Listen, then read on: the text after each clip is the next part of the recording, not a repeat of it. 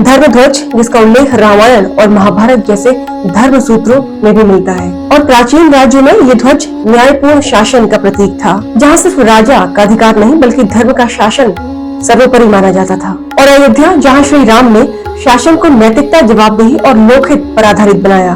और आधुनिक शासन में धर्म ध्वज का फहराना इस बात का द्योतक है कि किसी भी राष्ट्र की स्थिति केवल उसकी संस्थाओं पर नहीं बल्कि उन नैतिक मूल्यों पर निर्भर रहती है जिन पर वे संस्थाएं खड़ी होती हैं। और भारत का संविधान भी तो धर्म शब्द को नैतिक अर्थों में स्वीकार करता है, जैसे कि जस्टिस, इक्वालिटी, लिबर्टी और फ्रेटर्निटी। इसीलिए धर्म ध्वज का संकेत सांस्कृतिक होने के साथ साथ कॉन्स्टिट्यूशनल मॉरलिटी के साथ भी इंगित है, क्योंकि राजनीति का अल्टीमेट पर्पस होता है पब्लिक गुड, और प्रशासन का उद्देश्य केवल विकास नहीं बल्कि नैतिक विकास भी होता है। इसीलिए भी धर्म ध्वज का संदेश आधुनिक शासन के एथिकल गवर्नेंस से भी जुड़ता है। धर्म ध्वज की अवधारणा कोई नई नहीं है, क्योंकि कालिदास के रघुवंशम में राम वंश को धर्म ध्वज वाहक कहा गया है, यानी कि धर्म को धारण करने वाला वंश।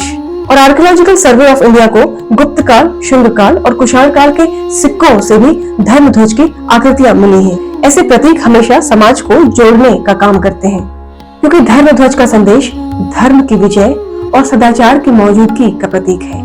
क्या आपने कभी अयोध्या जाके रामलला के दर्शन किए हैं?